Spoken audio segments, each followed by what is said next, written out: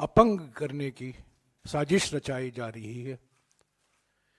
ये कांग्रेस पार्टी की हत्या नहीं है आर्थिक रूप से, बल्कि लोकतंत्र की हत्या जनता के सामने हो रही है।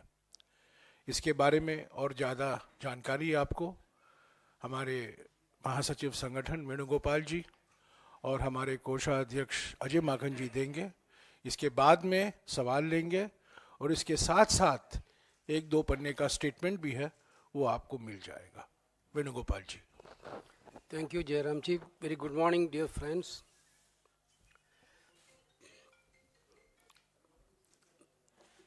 Basically, this special press conference we are holding to reveal the so-called financial terrorism imposed by the BJP government on Congress party. As per the latest information from the banks, the BJP government forced the banks of the Congress party, Indian National Congress, to transfer approximately rupees 65.89 crores from our deposits to the government. The details will be given by our treasurer.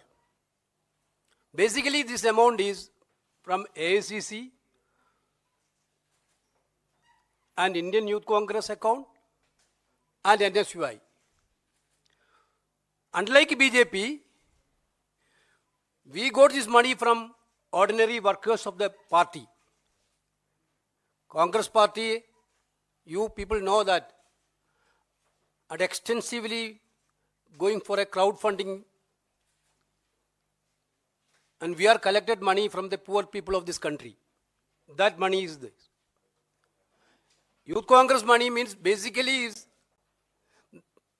they are doing membership yearly basis.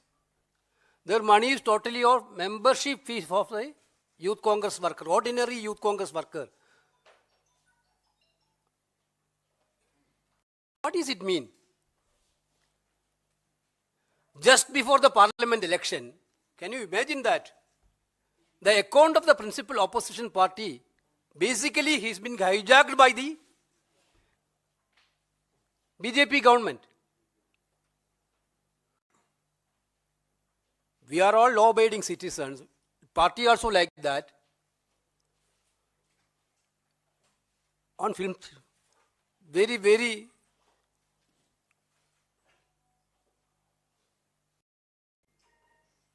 non-serious matters, they are taking away our money. Basically, they are stealing our money from the banks. This is a clearly state of affairs to denying the minimum level playing field for a political party to fight an election. Only one question. We are also ruled this country.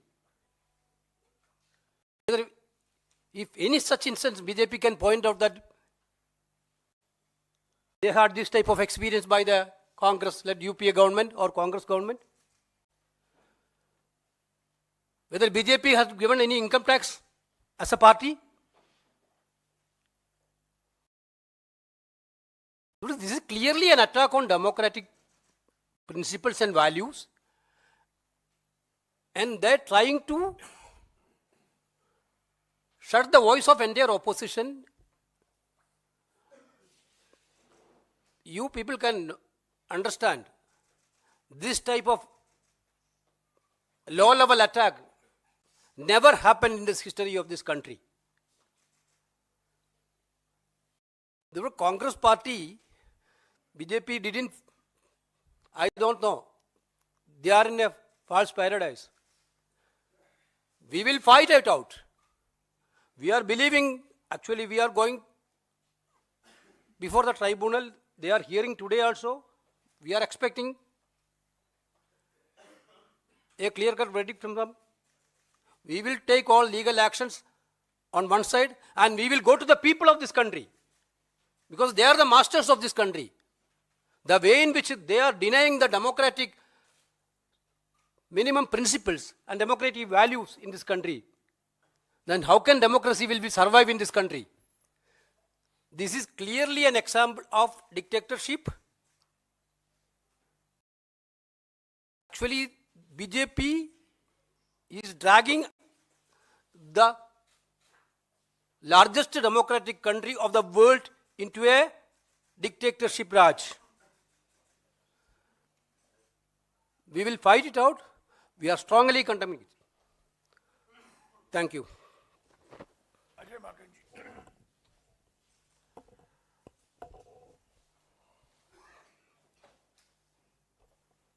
साथियों,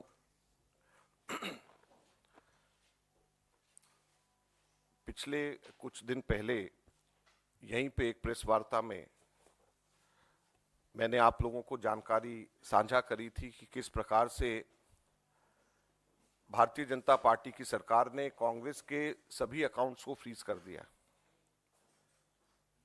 आज मुझे बड़े दुख के साथ आप सब लोगों को और आप लोगों के माध्यम से देश की जनता को ये सूचित करना पड़ रहा है कि भाजपा की सरकार ने सभी अपनी ऑपोजिशन पार्टीज के खिलाफ और मुख्य ऑपोजिशन पार्टी के खिलाफ आर्थिक आतंकवाद शुरुआत कर दी।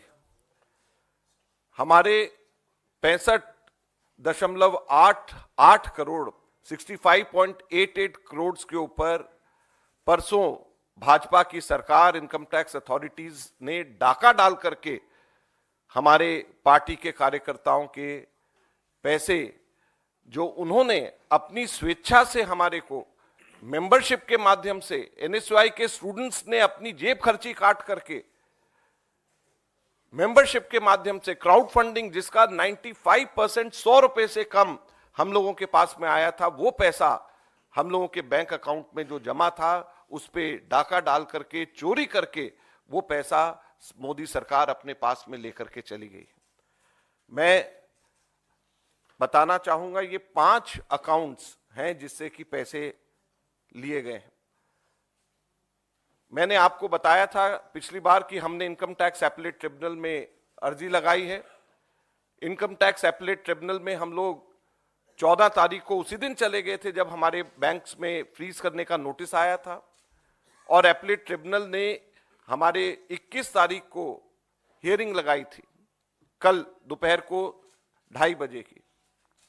उससे ठीक एक दिन पहले इनकम टैक्स के ऑफिसर्स बैंक में जा करके, एक बैंक के ब्रांच में जा करके वहां पर धमकी दे करके मैनेजर्स को कि ये पैसा हम आपसे पर्सनली वसूल करेंगे अगर आपने हमारे को नहीं दिया, ऐसा कह करके उन्होंने 5 बैंक्स के ब्रांचेस से 65.88 करोड़ 65 करोड़ 88 लाख 81,474 रुपए उन्होंने इन बैंकों से वसूल कर लिए डिमांड ड्राफ्ट के माध्यम से, जिसमें इंडियन यूथ कांग्रेस के 4 करोड़ 20 लाख 35 हजार, एनएसयूआई के 1 करोड़ 43 लाख 98 हजार और बाकी लगभग 60 करोड़ रुपए कांग्रेस के एआईसीसी के अकाउंट जो bank of Baroda, union bank और पंजाब नेशनल बैंक में है, इन तीनों बैंक से ले लिए गए। और स्टेट बैंक ऑफ इंडिया में जहां पे आईवाईसी और एनएसयूआई का अकाउंट है वहां से ले लिया गया। आप लोगों को मैं बताना चाहूंगा कि पॉलिटिकल पार्टीज इनकम टैक्स से एग्जेम्प्टेड होती हैं। जहां तक के इंडिविजुअल्स की बात है, मुझे पता चला है कि हमारे इनकम टैक्स डिपार्टमेंट्स और इवन फाइनेंस मिनिस्टर ने भी डीब्रीफिंग के दौरान कहा कि इनकम टैक्स तो देना पड़ेगा, हम भी देते हैं, हम सब लोग इनकम टैक्स देते हैं, खरगे जी भी इनकम टैक्स देते हैं, राहुल जी भी इनकम टैक्स देते हैं, हम सब इंडिविजुअल्स इनकम टैक्स देते हैं, लेकिन पॉलिटिकल पार्टी इनकम टैक्स नहीं देती। अगर आपको कंपेयर करना है तो भारतीय राष्ट्रीय कांग्रेस को भाजपा से कंपेयर करिए, दूसरी नेशनल पार्टी से कंपेयर करिए। क्या भाजपा ने आज तक के कभी भी इनकम टैक्स दिया? क्या भारतीय जनता पार्टी के ऊपर कभी भी पीनलाइज करके कभी भी इनकम टैक्स लिया गया? हम लोगों के पास में जो पैसा आता है, ये पैसा हमारी देश के राजनीति के लिए, डेमोक्रेसी को जिंदा रखने के लिए वो पैसा खर्च किया जाता है। ये इनकम नहीं है, कोई किसी की इनकम नहीं हो रही है। इसलिए पॉलिटिकल पार्टीज को हमेशा इनकम टैक्स से अलग रखा जाता है। हमेशा पॉलिटिकल पार्टीज इसी वजह से इनकम टैक्स एग्जेम्प्टेड होती हैं। हमेशा भारतीय जनता पार्टी ने आज तक कभी भी पेनल्टी नहीं दी, भारतीय जनता पार्टी ने आज तक कभी भी इनकम टैक्स नहीं दिया, तो फिर कांग्रेस से क्यों मांगा जा रहा है? 210 करोड़ रुपए का हमारे ऊपर वसूली करी गई, 210 करोड़ की वसूली रखी गई। प्रश्न 2-3 बड़े महत्वपूर्ण उठते हैं। क्या चार्ज लगाया गया, क्या कारण से वसूली करी गई? हास्यास्पद है। एक चार्ज लगाया गया है कि कांग्रेस के पास में हम लोगों ने 142.83 करोड़ 142 करोड़ 83 लाख रुपए 2018-19 के अंदर कुल हमारे को सब लोगों ने मिलकर के पैसे हमारे पास में आए। कितने? 142 करोड़ 83 लाख 142.83 करोड़ 142.83 करोड़ में से सिर्फ 14 लाख 49,000 14.49 लाख सिर्फ हमारे एक्स एमएलएज और एक्स एमपीज ने अपना एक महीने का अपना उन लोगों ने जो उनको मिलता है, मेहताना मिलता है, उस पैसे को उन्होंने दिया, जिसमें वेणुगोपाल जी ने भी उस वक्त 1,08,000 रुपया हमारी मनमोहन सिंह जी की कमेटी के हिसाब से दिया। ऐसे पूरी लिस्ट है कि जिन लोगों ने उस वक्त पैसे अपना एक महीने की तनख्वाह सिर्फ दी। और 142.83 करोड़ में से सिर्फ 14 लाख रुपए कैश में आने की वजह से 210 करोड़ की पेनल्टी लगा दी गई। 31 दिसंबर तक के हम लोगों को अपने अकाउंट्स देने थे। 31 दिसंबर की जगह 2 फरवरी को अकाउंट दिया गया, इसलिए सारे के सारे पैसे को उसके इनकम टैक्स के से हटा करके 210 करोड़ की पेनल्टी लगा दी गई। कभी भी आज तक ऐसा नहीं होता। अब दूसरा सबसे बड़ा प्रश्न टाइमिंग का होता है। 2 फरवरी 2019 को हम लोगों ने ये सबमिट किया है। अब क्या है? फरवरी 2024, 5 वर्ष। तो 5 वर्ष के बाद में अब जाकर के सरकार, अब जाकर के इनकम टैक्स डिपार्टमेंट, जब एक हफ्ते के बाद में नोटिफिकेशन आने वाला है, अब जाकर के वो जागी है और जाग करके वो हमारे सारे बैंक अकाउंट में से पैसे निकाल करके सरकार ले रही है। ये कहां का न्याय? पूरी तरीके से सरकार की ये कोशिश है कि कांग्रेस पार्टी को पूरी तरीके से पंगु कर दिया जाए, क्रिपल कर दिया जाए, फाइनेंशियली, इकोनॉमिकली, आर्थिक तौर के ऊपर। पूरी कोशिश है कि सरकार की पूरी कोशिश है कि कांग्रेस पार्टी को आर्थिक तौर के ऊपर पंगु कर दिया जाए, क्रिपल कर दिया जाए, ताकि हम लोग इलेक्शंस नहीं लड़ पाए। अगर मान लीजिए हम लोगों के पास में बैंक के सारे पैसे हम लोगों के फ्रीज हो जाएंगे, तो कैंपेन कैसे होगा, पब्लिसिटी कैसे होगी, कैसे हम लोग जो है एक लेवल प्लेइंग फील्ड हम कैसे करेंगे? और उनको भी, सरकार को भी अच्छी तरीके से पता है कि ये गैर कानूनी है और अंततः हमको इसमें हर हालत के अंदर हमको ये पैसा वापस हमारे को मिलेगा ही मिलेगा, कोर्ट से हमारे को मिलेगा ही मिलेगा। लेकिन जब तक चुनाव निकल जाएंगे और सरकार का अपना काम पूरा हो जाएगा, तो ये कुछ प्रश्न हैं जो बहुत महत्वपूर्ण है। और हम आपको, मीडिया को ये कहना चाहते हैं कि अब ये आपका कर्तव्य बन जाता है कि हमारे देश के अंदर लोकतंत्र की रक्षा करना है। जो हम लोगों का कार्य होगा वो हम लोग करेंगे, सड़क के ऊपर उतर करके लड़ेंगे, आपके माध्यम से लड़ेंगे, पूरी ताकत से सरकार से लड़ेंगे। लेकिन आप लोगों से अनुरोध है कि कृपया मूक दर्शक ना बने। कृपया आप लोग इन सब चीजों को लेकर के लोगों के बीच में जाएं। हमें जुडिशरी से हमें उम्मीद है, हमें ट्रिब्यूनल से उम्मीद है कि हमारे साथ में न्याय होगा, हमारे देश के लोकतंत्र के साथ न्याय होगा। अगर देश की प्रमुख विपक्षी पार्टी का इस तरीके से पूरे अकाउंट से इलेक्शन से एक हफ्ता पहले फ्रीज कर दिया जाए, तो हमारे पैसे सारे के सारे उसमें से निकाल दिए जाएं, तो हमारे देश में लोकतंत्र बचेगा ही नहीं। धन्यवाद।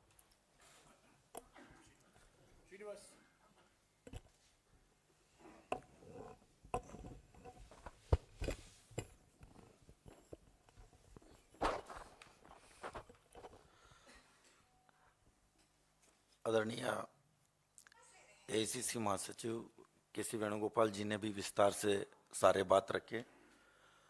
अजय मकन जी भी पूरा विद फैक्ट के साथ नंबर जो बताया, इसमें साफ साफ दिख रहा है यूथ कांग्रेस का 4 करोड़ 20 लाख किस तरीके से इन लोग ने खाते से जो मेंबरशिप का पैसा, जो एक एक कार्यकर्ता ने जो युवा कांग्रेस का मेंबरशिप लिया है, उस पैसे किस लेवल पे इन लोग ने लूटने का काम, ये पॉकेट मार सरकार है, सब हम जानते हैं किस तरीके से इन लोग ने जानलेवा नोटबंदी, गब्बर सिंह टैक्स का जो पैसा है गरीब लोग से जो चोरी किया, अभी वहाँ इनको वहाँ छोड़ के अभी सीधा पार्टीज का जो ऑर्गेनाइजेशन का जो फ्रंटल हो सारे उस खाते में पैसा किस लेवल पे इन लोग ने लेने का काम किया है। मैं इन सरकार को ये समझना चाहिए, इस लोकतंत्र में पहली बार इस तरीके को देखने को मिल रहा है, और किस लेवल पे इन लोग ने जाके बैंक में जाके वहाँ दबाव बना के वहाँ से उन लोग ने पैसे किस लेवल पे इन लोग ने ये किया, ये तो पूरा कहीं ना कहीं पूरा तानाशाही सरकार किस लेवल पे चला रहा है। जो कार्यकर्ता का लगातार जो जब इन लोग ने अकाउंट फ्रीज किया तब से फोन, सारे लोगों का फोन आ रहा है। अभी इस समय में 5 साल के बाद किस लेवल पे इन लोग ने इस तरीके से काम किया है, तो चुनाव का इनका ये कहीं ना कहीं इनको डर है।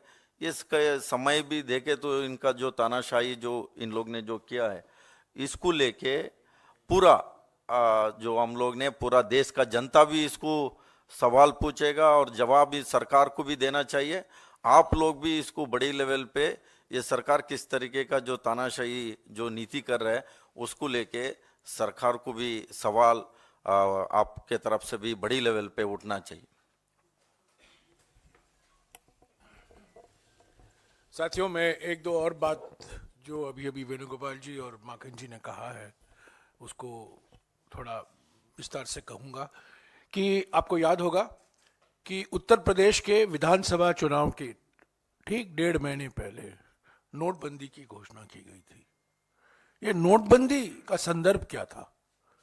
नोटबंदी का संदर्भ यही था कि बीजेपी भोखलाई हुई थी उत्तर प्रदेश में, घबराई हुई थी कि समाजवादी पार्टी, बसपा, कांग्रेस, सभी पार्टियों को जो जनादेश मिलने की जो गुंजाइश थी उसको हटाने के लिए प्रधानमंत्री ने अचानक 8 नवंबर 2016 को नोटबंदी की घोषणा की। और नोटबंदी का एक ही मकसद था कि सारी पार्टियों को उत्तर प्रदेश के विधानसभा चुनाव न लड़ने आ जाए।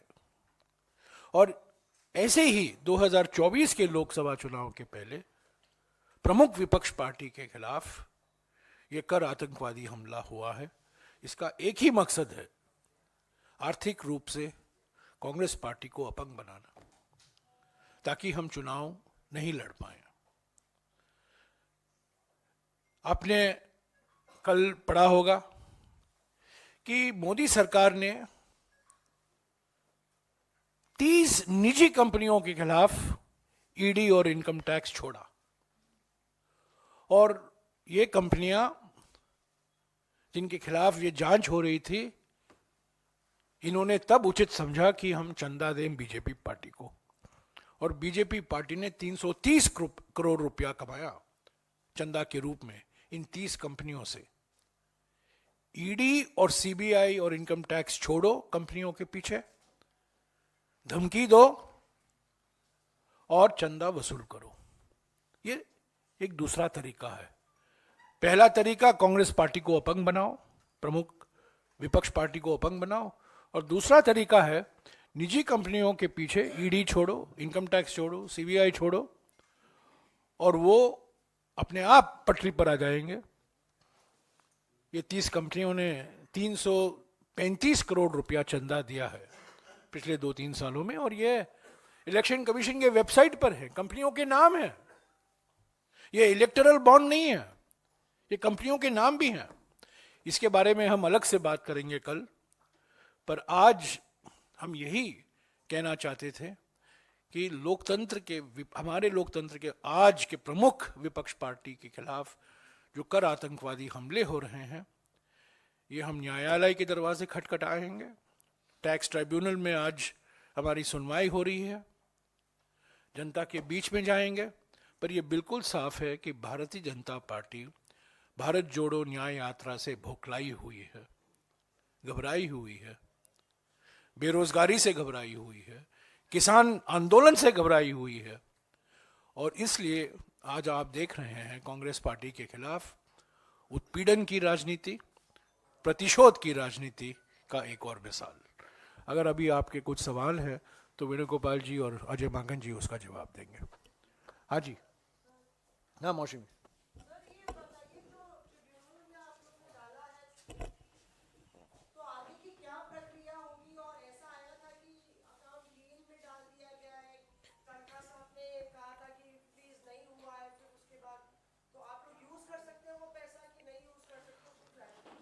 देखिए, हम लोगों ने जब ट्रिब्यूनल में डाला था तो पहली हियरिंग ट्रिब्यूनल की 16 तारीख को हुई थी, और 16 तारीख को इनकम टैक्स डिपार्टमेंट ने कहा था कि हमने ये लियन मार्क कर दिया है और अकाउंट फ्रीज नहीं किया, लेकिन लियन मार्क किया है, जो इनकम टैक्स डिपार्टमेंट ने कहा था। लेकिन 20 तारीख को उन्होंने एक स्टेप आगे जाकर के वो पैसा जो है वो जब्त कर लिया। लियन मार्क करने का मतलब होता है कि वो पैसा ब्लॉक कर दिया। तो पैसा जब ब्लॉक कर दिया बैंक के अंदर कि वो हम खर्च नहीं कर सकते, तो उसके बाद में वो पैसा विड्रॉ कैसे कर लिया इनकम टैक्स डिपार्टमेंट ने। तो यही हम लोग दोबारा से जाकर के हम लोगों ने बोला है। दूसरा, इसके अंदर एक चीज आपको ये समझ लेना चाहिए कि ये जो है हमारे टोटल 11 अकाउंट्स हैं, 9 कांग्रेस के और 2 हमारे दूसरे अकाउंट्स हैं। 4 टोटल बैंक्स हैं जिसमें ये अकाउंट्स हैं। हमारे हर ब्रांच के अंदर इनकम टैक्स की चिट्ठी गई है कि 135 करोड़ किसी में और किसी में 75 करोड़ रुपए हमारे जो है वो सरकार को वापस दे दिए जाएं, जिसको बाद में इन्होंने कहा कि लियन मार्क किया है। किसी भी बैंक के अंदर हमारे पास में 135 से ज्यादा नहीं है और 75 करोड़ से ज्यादा नहीं है। तो इसीलिए इफेक्टिवली हमारे सारे के सारे बैंक्स के खाते हमारे फ्रीज हुए हुए हैं। तो जब 9 मन ना तो तेल होगी ना राधा नाचेगी, ना जब पैसा ही 135 करोड़ से ऊपर ही नहीं होगा किसी बैंक में या 75 से ऊपर नहीं होगा, तो फिर वो हम पैसा वहां से कैसे निकालेंगे। इन्होंने इससे एक कदम और आगे जाकर के लियन मार्क करने से भी नेक्स्ट स्टेप इन्होंने जो है वो हमारे पैसे में से डाका डाल करके 65.88 करोड़ वापस हमारे निकाल दिए, जो उन्होंने एक स्टेप और ज्यादा आर्बिट्रेरीली गलत किया। अब इनकम टैक्स ने पैसा जब ले लिया, आपको सब लोगों को मालूम होगा जो इनकम टैक्स से अगर कोई डील करता है कि उनसे पैसा वापस निकलवाना कितना मुश्किल होता है।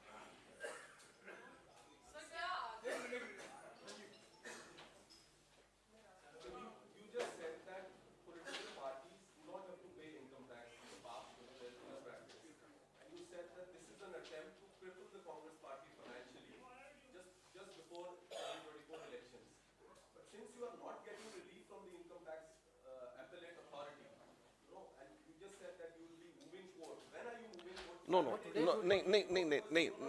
let me clarify. We have not said that we are not getting relief from the tribunal. No, just a minute. Yesterday, Income Tax Tribunal had put a stay on income tax to take out further money from our banks. So this is what Income Tax Tribunal yesterday has already done that. The Income Tax Tribunal has said that the income tax cannot take out further any amount from our banks. So already 65 has gone. But further, the Income Tax Tribunal has stayed. This is the first thing. Secondly, Income Tax Tribunal is again, the argument is before Income Tax Tribunal again today in the afternoon. And there is a process in the law. We can't directly approach the High Court. Before we approach the High Court, it has to be disposed of at the level of Income Tax Tribunal. That is why I am saying that the process of law, legal process is very lengthy. And we are fully confident that we'll get justice from the tribunal, from the law. But by that time, the elections would be over. And this is what is the aim of the government.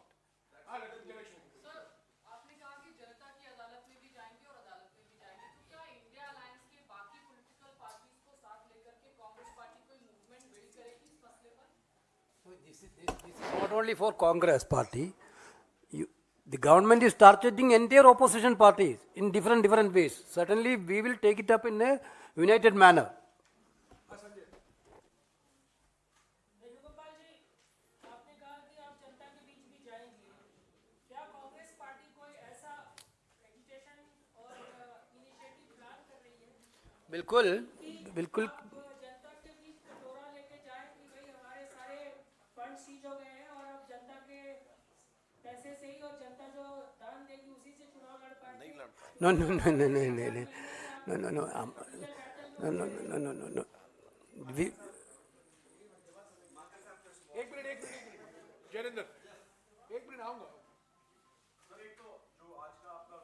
दो सवाल या एक? वेणुगोपाल जी, आपने reply नहीं किया। what is already we are going to the masses to expose the union government, the way in which they are targeting the entire opposition. That we are definitely, we already done agitation, national level agitation 3 days before. Again, we will take it up to the people. हाँ जी Jayendra. Sir वही सवाल है कि जब appellate tribunal के पास ये मामला है, इसके बाद भी जिस तरीके से आप कह रहे हैं कि बैंक खातों, कांग्रेस के बैंक खातों से इनकम टैक्स विभाग द्वारा आप आरोप लगा रहे हैं कि वसूली की गई है धमकी देकर के, क्या इस मामले को कल जो सुनवाई हुई, इस मामले को कांग्रेस की तरफ से उठाया गया और ट्राइब्यूनल ने क्या कहा? एक सवाल। और दूसरा ये कि सत्यपाल मलिक जी के घर और उनके करीबियों पर कार्रवाई हुई है, उस पर कांग्रेस को ये दूसरा प्रश्न अलग से इसका है। पहला जो है हमने कल सुबह मेंशन करके सुओ मोटो कि कल हमारी hearing income tax appellate tribunal के पास में दोपहर को 2:30 बजे थी, लेकिन परसों ये कार्रवाई 65.88 करोड़ की हुई, तो इसलिए कल सुबह हम लोगों ने अपीलेट ट्रिब्यूनल के सामने मेंशन करके उनसे स्टे इसका कराया। इनकम टैक्स अपीलेट ट्रिब्यूनल ने हमें स्टे कल सुबह दिया कि फर्दर पैसा इसमें से नहीं करा जा सकता। ये ट्रिब्यूनल ने कल सुबह स्टे दिया जब भी हमारा ये 65 करोड़ तक के अटका हुआ है, नहीं तो ये अभी तक के पूरे 210 करोड़ रुपए ये ले जाते अगर सुबह स्टे नहीं देते तो। सर आप कह रहे हैं चुनावों में जो है आर्थिक रूप से अपंग बनाने की अपोजिशन को कोशिश की है। मेरा सवाल तो ये है कि कितने पैसे जो है पिछले चुनाव 2019 के लोकसभा चुनाव में कांग्रेस ने खर्च किए थे, भाजपा ने खर्च, और भाजपा ने कितने खर्च किए थे, कोई डेटा आप कांग्रेस का बता पाए? क्या कितने पैसा चाहिए होता है पॉलिटिकल पार्टी को इस तरीके से चुनाव लड़ने के लिए प्रचार? देखिए ऑफ हैंड कितना चाहिए होता है और पिछली बार कितना खर्च हुआ ये मैं नहीं बता पाऊंगा, लेकिन ये हमारे जितना पैसा चाहिए, हमारे कितना खर्च हुआ, ये सारा इलेक्शन कमीशन की वेबसाइट पे है। तो ये बहुत ही इसमें पारदर्शिता है। कांग्रेस पार्टी ने कितना पैसा हमारा आया, कितना खर्च किया और किस किस मद पे खर्च हुआ, ये सारी चीजें हम लोगों ने इलेक्शन कमीशन को दिया, जो हमारी इलेक्शन कमीशन की वेबसाइट में है हर पॉलिटिकल पार्टी का। अब जो है इस टाइम के ऊपर लगभग 250 करोड़ के करीब का सारे बैंक्स में फिक्स डिपॉजिट समेत सब चीजें मिलाकर के यूथ कांग्रेस एनएसयूआई का हम सब लोगों का पैसा था, ये लगभग 250 करोड़ के करीब। और ये सारा का सारा पैसा हम लोगों ने इकट्ठा करा है किस तरीके से, अपने वर्कर्स से पैसे लेके मेंबरशिप ड्राइव्स के माध्यम से। ये कोई धनाढ्य मित्र पूंजीपतियों का पैसा नहीं है, ये कोई इलीगल अनकॉन्स्टिट्यूशनल कॉर्पोरेट बॉन्ड का पैसा नहीं है। ये पैसा हमारे कार्यकर्ताओं का, हमारी एनएसयूआई के स्टूडेंट्स का, इनके सब लोगों की एक तरीके से जेब खर्ची का पैसा है। तो ये पैसा हम लोगों का यहाँ पर है और इसी पैसे से हम चुनाव लड़ने की तैयारी कर रहे थे, इसी पैसे से हम पब्लिसिटी करने की तैयारी कर रहे थे, पब्लिक मीटिंग्स करने की तैयारी कर रहे थे, जो जिसपे सरकार ने डाका डाल दिया।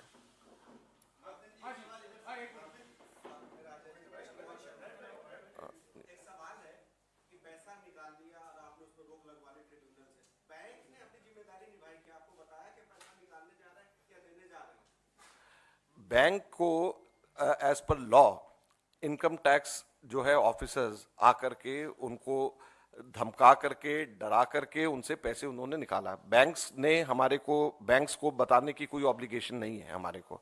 Income tax as per law, government of India as per law अगर चाहे तो निकाल सकती है, लेकिन जिस तरीके से निकाला गया, जो टाइमिंग करी गई, ये संशय पैदा करता है कि ये टाइमिंग क्या है। जिस तरीके से धमका करके निकाला गया, जो इवन लेटर भी जो बैंक को दिया गया है, मैंने उसको ट्विटर पे भी डाला है, आप लोग उसको देख भी सकते हैं, आपको कॉपी भी देंगे। उसके अंदर ये लिखा हुआ है बैंक मैनेजर को कि you would be personally liable if you don't transfer the money. Bank manager को अगर यह कहा जाए कि पर्सनली आप लायबल होगे, मतलब आपसे पर्सनली पैसा वसूल किया जाएगा जो कांग्रेस का आप अगर नहीं दोगे, तो उसके बाद में क्या बचता है? सर, एक तरफ आप लोग जो पैसा फंड इकट्ठा कर रहे थे, आम जनता से ले रहे थे, दूसरी तरफ बीजेपी ने इलेक्टोरल बॉन्ड लेके आया, जिसको सुप्रीम कोर्ट ने रद्द कर दिया, और उसी दौरान आपका खाता सीज हो गया। तो क्या इसमें कुछ आप देखते हैं, कोई कुछ अंदर है? बिल्कुल, देखिए दोनों चीजें आपको दोनों चीजों को देखना पड़ेगा साथ साथ में। एक तरफ अनकॉन्स्टिट्यूशनल बॉन्ड जिसके माध्यम से भाजपा ने पैसे इकट्ठे करे, जिसको सुप्रीम कोर्ट ने कहा वो अभी भी वैसे के वैसा है, उसके पैसे का इस्तेमाल भारतीय जनता पार्टी करेगी। और जो दूसरा हमारे खून पसीने के, हमारे कार्यकर्ताओं का, हमारे क्राउड फंडिंग का पैसा, हमारी मेंबरशिप का पैसा, हमारे एनएसयूआई के स्टूडेंट्स की जेब खर्ची का पैसा, वो पैसा हम लोगों का डाका डाल करके भाजपा की सरकार ले जा रही। तो ये कहां का लोकतंत्र है? ये कहां की लेवल प्लेइंग फील्ड है? अजय जी, अब जबकि आपकी क्राउड फंडिंग भी चल रही थी, सदस्यता अभियान भी चल रहा है, तो लोग पैसा तो बैंक अकाउंट में डाल रहे हैं। अब जबकि कहीं फ्रीज हो जा रहा है, कहीं उसमें से सरकार ले रही है, तो क्या आप अपने कार्यकर्ताओं को, चूंकि लोकसभा चुनाव सामने है, तो ये निर्देश देने की या कोई व्यवस्था बना दें कि वो सीधे कैंडिडेट को ही कम पैसे दें, जो कैश है वो दे दें, न कि बैंक में जमा कराएं, या बैंक में अभी भी जमा करवाना जारी रखेंगे? देखिए, पॉलिटिकल फंडिंग की एक लिमिट है कि हम 2000 रुपए से ऊपर कोई भी पैसा हम कैश में नहीं ले सकते हैं। तो इसलिए इनका भी सवाल था कि आप लोगों के बीच में तो ये एक किसी को भी, कोई भी पॉलिटिकल फंडिंग, चाहे कैंडिडेट हो चाहे पॉलिटिकल पार्टी हो, हम लोगों की एक लिमिट है कि हम उससे ज्यादा पैसा हम लोग 2000 रुपए से ज्यादा हम लोग कैश नहीं ले सकते हैं।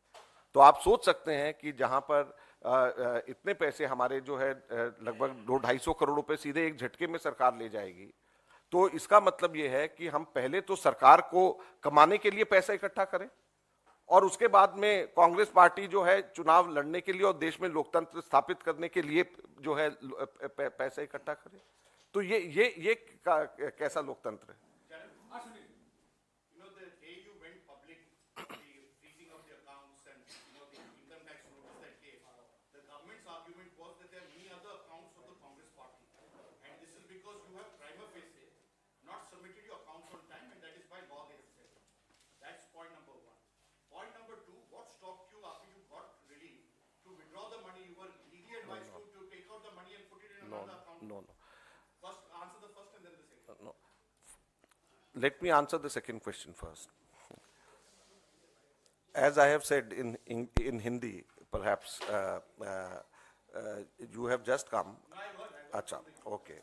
So what I have said is that we've got accounts in 4 banks in 9 different accounts.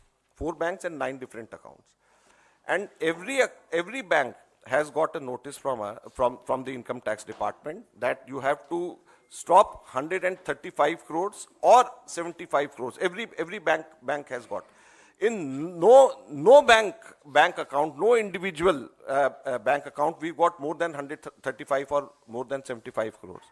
So virtually every bank account was frozen. So we could not take out even a single penny from our bank accounts. So this is the first thing which you have to understand. Secondly, they had said they have marked lien. Marking lien means they have just blocked.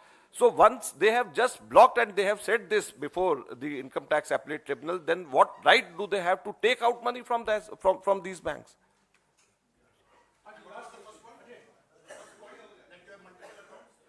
No. We've got multiple accounts.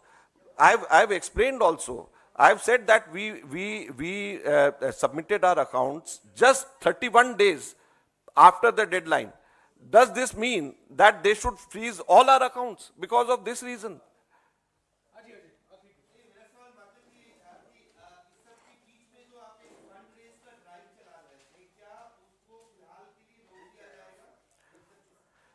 बिल्कुल नहीं रोका जाएगा, क्योंकि हमें tribunal पे भी भरोसा है, हमें हाई कोर्ट्स पे और सुप्रीम कोर्ट पे भरोसा है, और हम बल्कि और तेजी से हम अपने लोगों के पास में जाएंगे, और हम इसके बारे में पूरे प्रश्न का हम तब इसके बारे में चेंज कुछ करेंगे जब हाई कोर्ट और सुप्रीम कोर्ट के एग्जॉस्ट कर लेंगे उसके बाद।